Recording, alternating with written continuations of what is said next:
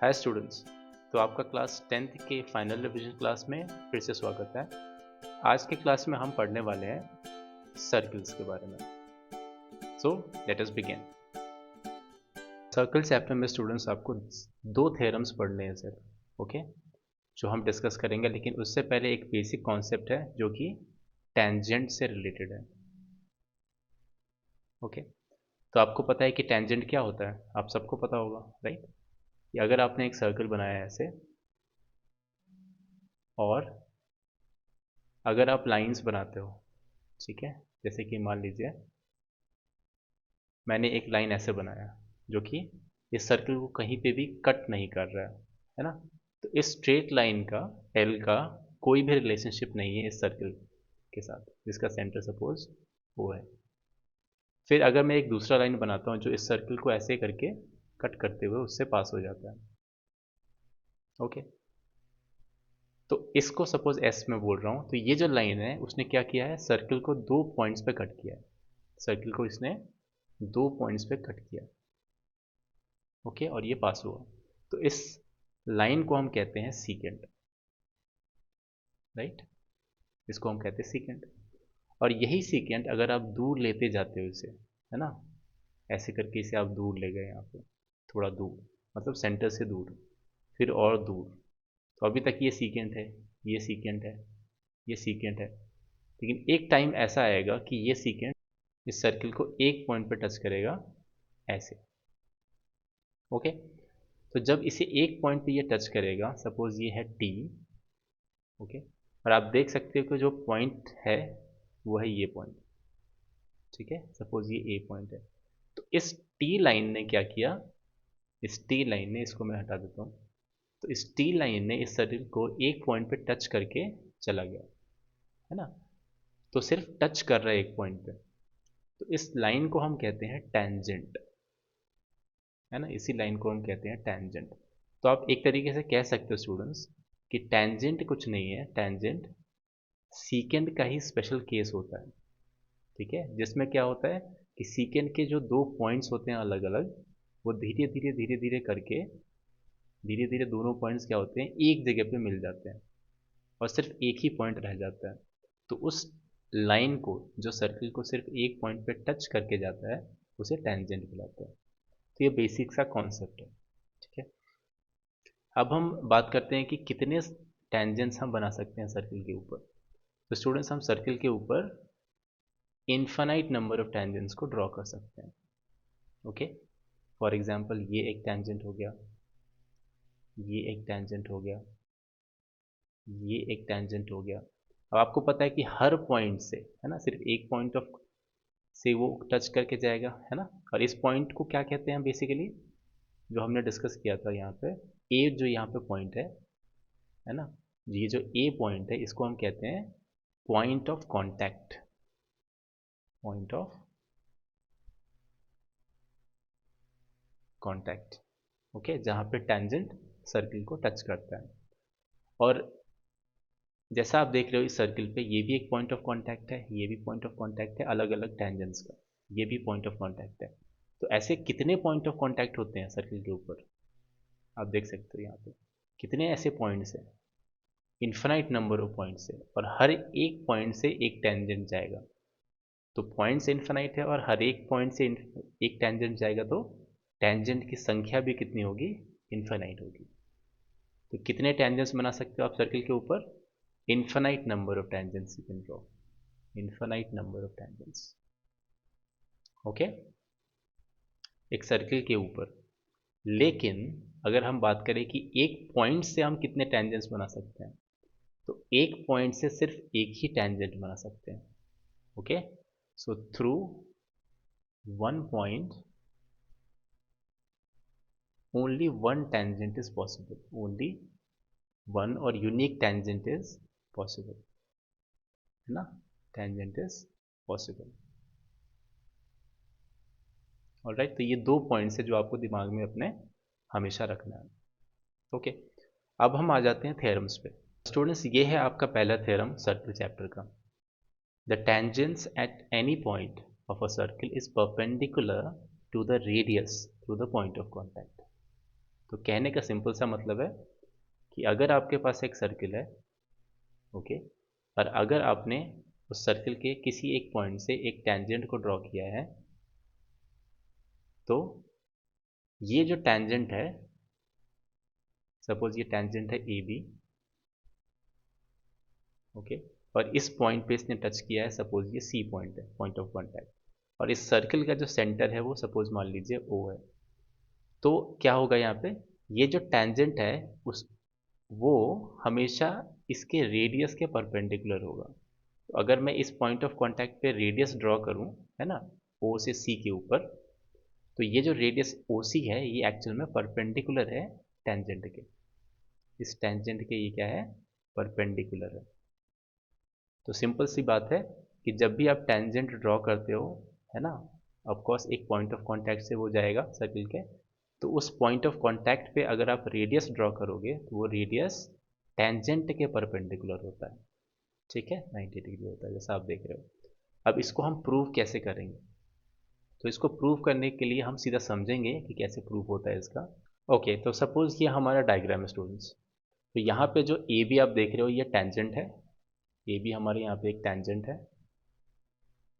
ठीक है, और ओ सी जो है हमारा रेडियस है, ठीक है, सी पॉइंट ऑफ कांटेक्ट है, सी क्या है यहाँ पे, पॉइंट ऑफ कांटेक्ट है। अब हमें ये प्रूव करना है ना, टू प्रूव कि ओ सी जो है वो परपेंडिकुलर है ए बी के, ठीक है, हमें ये प्रूव करना है। अब स्टूडेंट्स हमें ये प्रूव करना है ये चीज़।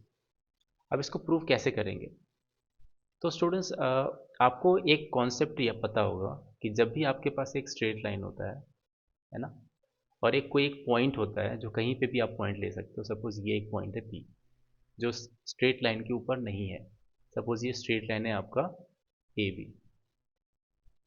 तो अगर मैं पूछूं आपसे कि इस पॉइंट का, पी पॉइंट का distance, shortest distance A B से कितना है, या कौन सा लाइन होगा, तो वो क्या बोलोगे आप, वो होगा इसके ऊपर एक परपेंडिकुलर, है ना, ये सबसे शॉर्टेस्ट डिस्टेंस होता है, शॉर्टेस्ट डिस्टेंस किसी भी पॉइंट का किसी भी लाइन से, है ना, क्योंकि अगर आप परपेंडिकुलर ना बना के कुछ ऐसा बनाओ तो ऑब्वियस सी बात है ये जो लेंथ होगा वो बड़ा होगा कंपेयर टू शॉर्टेस्ट।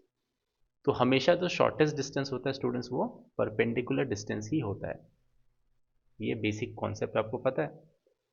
अब स्टूडेंट्स हमें नहीं पता कि ओ सी ए बी के परपेंडिकुलर है या नहीं है ना, तो एक काम हम करते हैं, एक कंस्ट्रक्शन करते हैं कि हम ओ से एक ऐसा लाइन बनाते हैं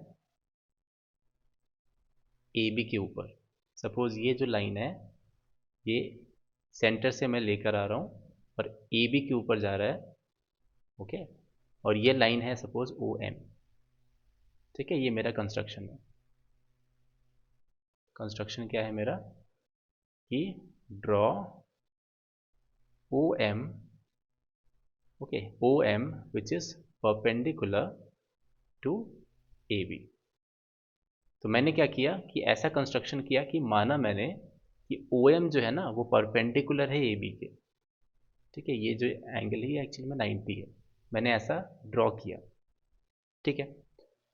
अब स्टूडेंट्स क्या होगा कि आपको जैसे कि पता है स्टूडेंट्स कि शॉर्टेस्ट डिस्टेंस परपेंडिकुलर होना चाहिए, तो अगर ओ एम इसके परपेंडिकुलर है, since O M is perpendicular to A B, तो आप बोल सकते हो ना कि O M is the shortest distance, so that implies O M is the shortest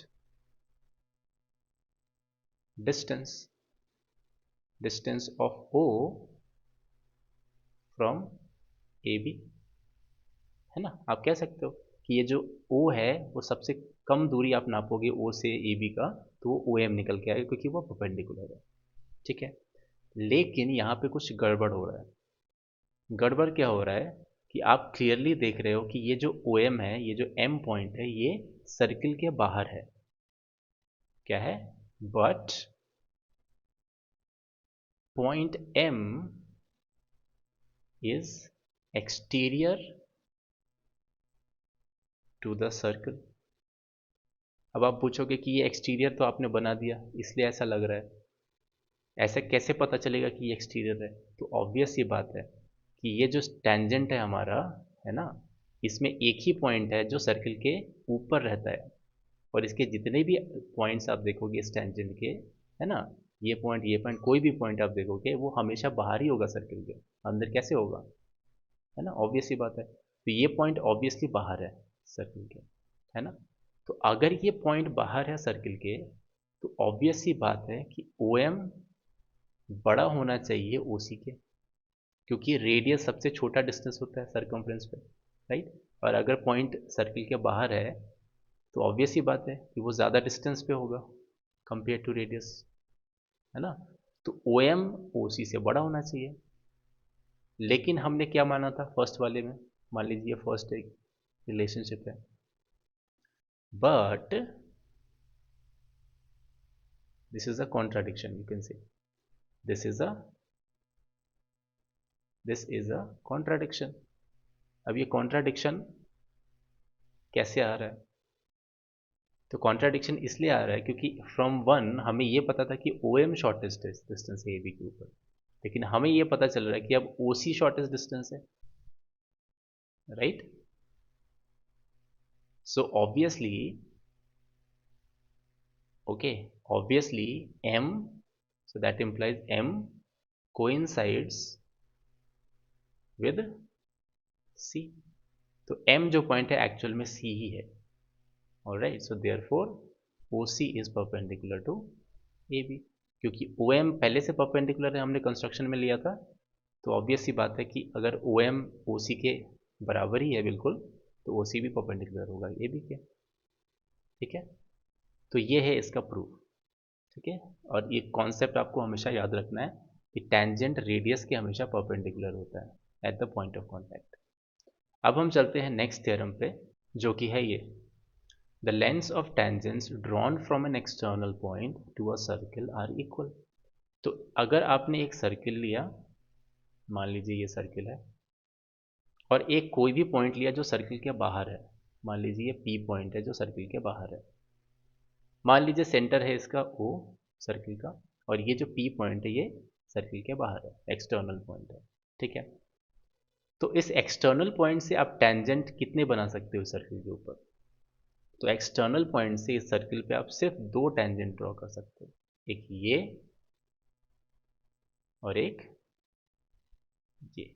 सिर्फ दो टेंजेंट ही पॉसिबल है एक्सटर्नल पॉइंट से, ओके। तो ये एक टेंजेंट हो गया पी ए, ये एक टेंजेंट हो गया पी बी, दो टेंजेंट्स हो गए, ठीक है। इससे ज़्यादा आप नहीं ड्रॉ कर सकते, इससे कम भी ड्रॉ नहीं कर सकते।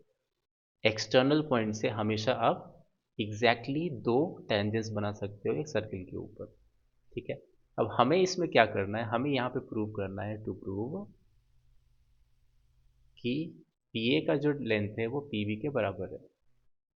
अब इसको हम प्रूव करेंगे कैसे?